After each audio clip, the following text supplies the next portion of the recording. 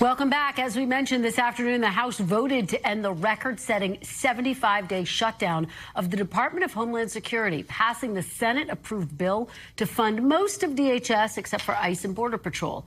The Republicans now plan to try to fund those two agencies without Democrats. This will relieve pressure from the Department of Homeland Security. Secretary Mullen, who I've spoken to in the last couple of hours, will be greatly relieved. The president will, the administration will. We were not going to have lines at TSA. Everybody will get their paychecks now. We'll get moving forward. And then we will finish the work and finally get, again, for 3 years, with no crazy Democrat reforms, we will fund Border Patrol and Immigration Enforcement as soon as we return for the work session when that bill is finalized. Joining me now is NBC News Capitol Hill correspondent Melanie Zanona. Mel, thanks so much for being here. So walk us through how the House got here. Why didn't they pass this bill weeks ago when the Senate bill initially passed? Now, here's where it gets even more interesting. Congress has just taken a historic action that could change things forever for Donald Trump. They voted to permanently bar him from holding any kind of office, federal, state, you name it. He's now locked out of any position of governmental authority for good. That's a pretty big deal. And it's important to understand the serious constitutional implications of this. This move taps into a specific part of the United States Constitution, Section 3 of the 14th Amendment. This section was drafted after the Civil War specifically for situations like this, meant to prevent anyone who swears an oath to the Constitution and then engages in insurrection from returning to power. Essentially, it's a safeguard to ensure those who've shown they can't be trusted with authority can't come back to undermine our democratic system. For a long time, this section was pretty much forgotten, only discussed in academic circles. But here we are. Congress has dusted it off and used it against Trump. It's genuinely hard to wrap my head around what just happened. A former and sitting president of the United States has just been permanently barred from ever holding office again, thanks to a provision from the 14th Amendment that was created in response to the Civil War. It's a huge deal in American history. Yeah, it is a great question, Kristen. There's been a lot of acrimony between House and Senate Republicans over their DHS funding strategy. And just to rewind a little bit here, the Senate initially passed a version of this exact same bill back in the end of March. The very next day, we thought the House was going to pass it, but House conservatives and Republicans balked. They refused to pass it. You're absolutely right about that. Just to remind folks, at the root of this was Democrats saying they would not spend a penny for ICE and CBP.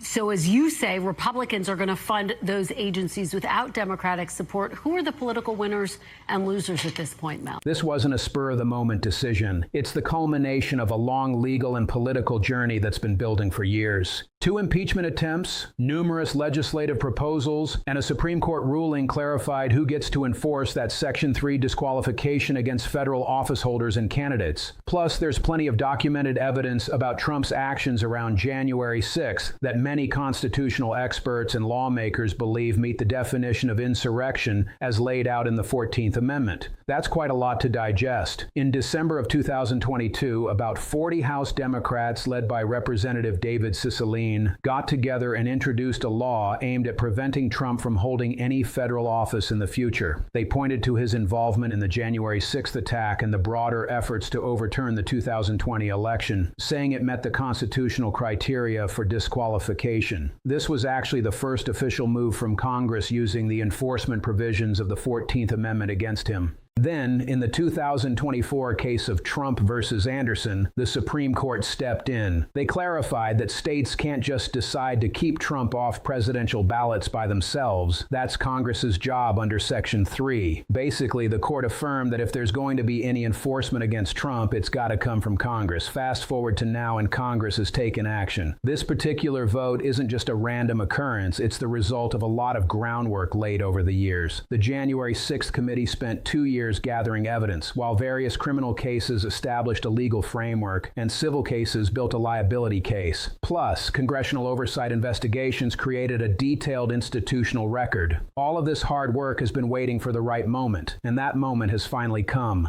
Earlier impeachment attempts stumbled because they had to happen before all the evidence was available and before the Supreme Court clarified the authority over Section 3. At that time, the political will in the Senate just couldn't meet the 2/3 threshold needed for conviction. But the new enforcement action Congress just passed only requires a simple majority in each chamber. With all the evidence collected, the Supreme Court's clarification about Congress's authority, and the newfound political will surrounding Section 3 enforcement, this vote has finally happened, something the past impeachment attempts couldn't achieve. The constitutional machinery has been finely tuned to the situation, delivering a significant action to disqualify Trump in American history. Political history has taken a turn that feels significant, especially when we look at the recent congressional vote to permanently bar Trump from holding office. It's essential to wrap our heads around the constitutional framework that makes this vote possible, as well as the legal and political journey that led us to this point. Let's dive right into the heart of it with Section 3 of the 14th Amendment. This part of the Constitution lays the groundwork for everything else we're discussing, and honestly, understanding its specific language is more critical than any commentary out there. So what does this section say? It clearly states that no individual can hold any civil or military office under the United States if they previously took an oath to support the Constitution, and then went on to engage in insurrection or rebellion against it, or offered aid and comfort to its enemies. That's the crux of the matter. This provision is designed to exclude anyone who has taken a constitutional oath and later worked against the very government they pledged to support. Written in 1866 during the post-Civil War Reconstruction, it was meant to prevent former Confederate officials from slipping back into power after the war ended. It wasn't crafted for a specific future scenario, but rather to enshrine a principle. Individuals who betray their oath shouldn't be allowed to hold power. And guess what? That principle didn't just fade away with the Civil War. It remains a part of our law, and Congress has now called upon it concerning a president whose actions leading up to and on January 6th were deemed by a congressional majority to be insurrectionary against our constitutional order. Just think about it. The provision originally intended to keep Confederate officials out of power has now been put into action. So here's a twist in the story. We're dealing with a 21st century president who urged his supporters to storm the Capitol and disrupt the certification of an election result. The implications of that are pretty wild. Now, when we get into how Congress can enforce Section 3 of the 14th Amendment, it's important to know the methods they have on hand, as this just shapes the legal landscape of the vote and the potential challenges that could come next. First up, you have the impeachment route. This involves convicting someone and then holding a separate vote to disqualify them from office. Back in 2021, during Trump's second impeachment trial, 57 senators voted to convict him, which was a majority but not enough because it fell short of the two-thirds needed. Since he wasn't convicted, there was no chance for that separate disqualification vote to happen. Had he been convicted, a simple majority could have easily barred him from any future office. But that option vanished after the acquittal. Then we have the second method, which is what Congress decided to go with this time around. Section 5 of the 14th Amendment gives Congress the authority to enforce its provisions through real legislation. This means they can legally apply Section 3's disqualification to certain individuals or behaviors. By passing a new law that names someone as having engaged in insurrection, Congress can effectively disqualify them from holding office. This approach has its perks compared to the impeachment route. For one, it only needs a simple majority in both chambers of Congress instead of that daunting two-thirds majority for conviction. Plus, you don't need a separate disqualification vote after a conviction, since the legislative action itself serves as the disqualification. This also establishes a clear statutory record of Congress's findings, which can be backed up in court as a part of enforcing the 14th Amendment. Now, that's quite a clever move, isn't it? Congress managed to find a constitutional pathway that bypassed the two-thirds hurdle that seemed to shelter Trump before, achieving what two impeachment attempts couldn't. This is a big deal in constitutional law and will likely be debated in courts and law schools for years to come. Next up, let's dive into the Supreme Court's Trump versus Anderson decision and why it actually opens the door for what comes next. So, Congress just took a big step. And it's pretty fascinating. There's been a lot of buzz about the Supreme Court's ruling in 2024, with some folks saying it cleared Trump of any disqualification, but that's not quite the case. The court's decision in Trump versus Anderson made it clear that states can't just go ahead and enforce Section 3 against anyone running for federal office on their own. It actually stated that Congress needed to be the one to take action in these situations. Now, don't get me wrong, the court didn't say that Section 3 can't be enforced at all. They didn't say Trump didn't engage in insurrection or that the disqualification clause is off the table. They just determined that it's up to Congress to enforce it rather than leaving it up to individual states to make their own calls. So in a way, that ruling served as a guide map for exactly what Congress just went ahead and did. It's honestly hard to believe they took this step after what the Supreme Court laid out. That ruling pointed out that states can't handle this, only Congress can. And now Congress has gone ahead and acted, following the path the Supreme Court outlined. It's wild because instead of protecting Trump, that ruling opened the door for Congress to step in and make a move on disqualification. Now, let's dig a little deeper into what the Supreme Court actually said, because it's going to be super important for any legal discussions moving forward after this congressional action. The court was unanimous in their ruling, but the reasoning wasn't exactly the same across the board. The majority was clear about one thing. States can't independently enforce Section 3 against federal candidates. That power lies with Congress. There were no clarifications on what Congress can specifically do once they decide to enforce Section 3. They didn't say Section 3 doesn't apply to Trump, nor did they deny that he engaged in insurrection. Plus, there were no limitations established on how Congress could enforce this, leaving these important questions open for further interpretation. It's all still on the table, and that's where things get interesting. Congress recently took significant action, acting on what the Supreme Court had laid out.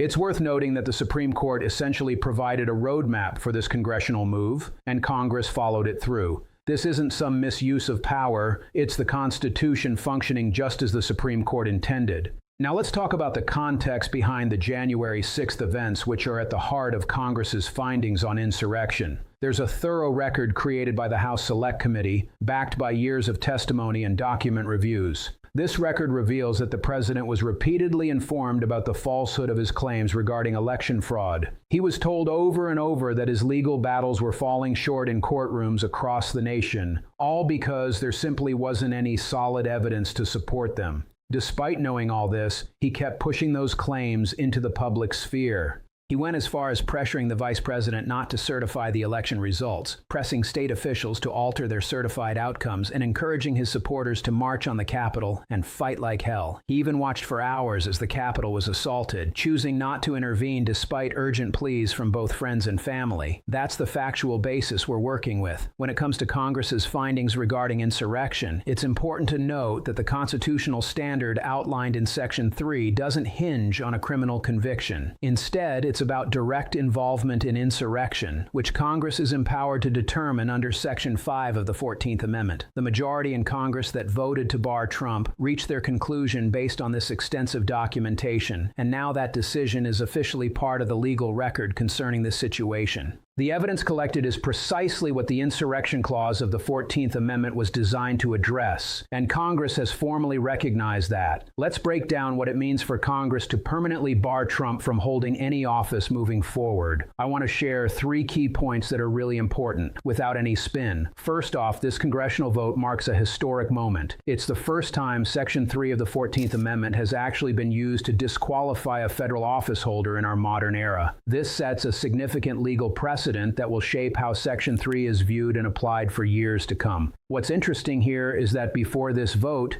Section 3 was just something scholars talked about. It was on the books, but no one had really applied it to a big political figure through a successful congressional action. It was all kind of theoretical. Arguments about whether certain behaviors fit under insurrection were more academic debates than real-world considerations. But that all changed today. Congress has officially made a determination using the constitutional method highlighted by the Supreme Court, saying that specific actions by a specific person did indeed amount to insurrection, and that disqualification applies. This finding is no longer just a hypothetical situation. It's an active part of constitutional law now. Every future politician or official who takes an oath and thinks about acting against our democratic system is going to know that this Section 3 mechanism is real and in play. It's truly remarkable. The 14th Amendment just got a serious boost, more relevant than it's been since Reconstruction, and this new precedent will have a lasting impact way beyond the individual careers of those involved. Now, on to point 2. The legal battles that are likely to arise from this congressional vote are going to be significant. They'll really define what enforcing Section 3 looks like in in practice. With the courts getting involved, the landscape of American politics is about to change. So let me break down what just happened with Congress and how it plays out. The legal challenges that are likely to come up are going to focus on the constitutionality of this whole situation. Trump's lawyers are gearing up to argue that Congress has overstepped its authority with this enforcement action, citing that it should involve legislation that's appropriately aligned with the constitutional violation being addressed. They'll insist that banning one individual from holding office forever feels like it goes way too far. They'll also argue that calling the events of January 6th an insurrection is not just a title, it's unconstitutional because it strips Trump of his right to due process, all while making serious legal claims without the safeguards of a criminal trial. Additionally, they're planning to point out that a previous Supreme Court decision, Trump versus Anderson, has broader implications than it seems, and that the enforcement mechanisms Congress is trying to use here really go beyond what's allowed.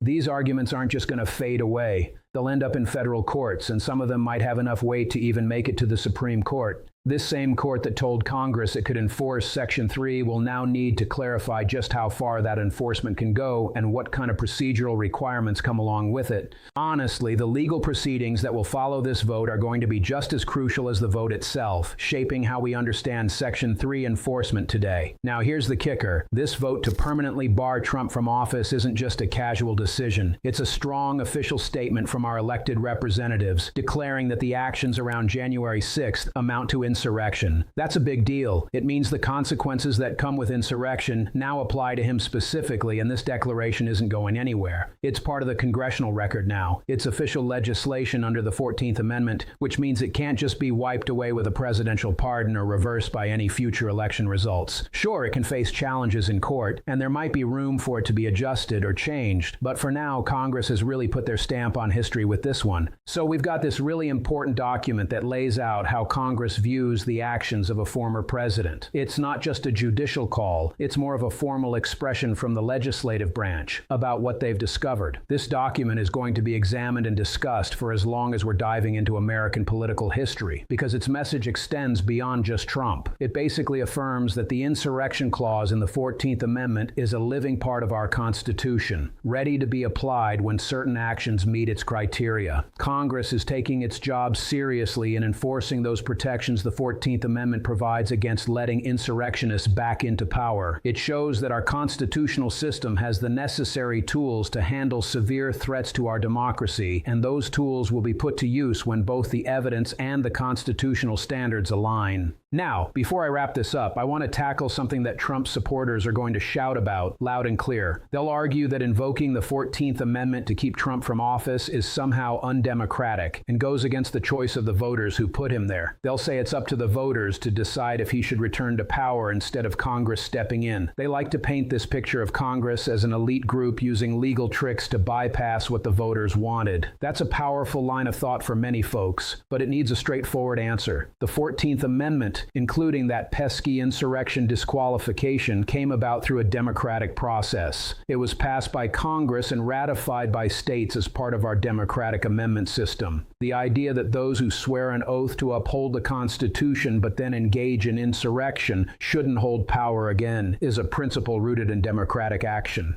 So it's not a question of whether democracy is at play here. It already spoke when the 14th Amendment was ratified. The real question is whether the actions in question actually meet the constitutional standards set by democracy. Congress has said yes to that, and the courts that will look at this are also accountable to democracy. What supporters of Trump are really saying is that their desired outcome should take precedence over the constitutional rules that were agreed upon long ago. So here's the thing about the 14th Amendment. It's really not about democracy itself. It's more about making sure everyone plays by the same rules. This amendment was crafted by folks who had just seen their country almost tear itself apart over issues of authority, loyalty, and who gets to be in charge in a democracy.